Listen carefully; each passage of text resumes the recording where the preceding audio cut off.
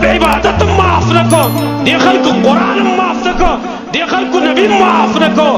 پمانځه پسې اوس مسخرې شروع شوې فتوا اورئ فتوا زمانه ده فتوا ده قرآن کریم فتوا ده زما د رب فتوا ده منافقان هغوی په نبي صلی الله علیه وسلم او په صحابه کرامو پسې مسخرې کولې قرآن په ایتونو پسې مسخرې کولې سو قرآن کریم کې الله رب العالمین د هغوی حالات ذکر کړی دی چې کله به دې ته چا ویل چې تاسو دا مسخرې دا خبرې ولې کوئ دوی به څه ویل انما کنا نخوض ونلعب موږ خو هسې ګپ لګاو مشغولتیا هم کوله الله څه وایي ورته قل ابالله وآياته ورسوله كنتم تستهزئون لا تعتذروا قد كفرتم بعد إيمانكم وتويوانا بلي خلقتا آیا پا اللہ پسی داغا پا اتنو پسی دا پا رسول پسی تاسو مسخری کوئی بانے مکوئی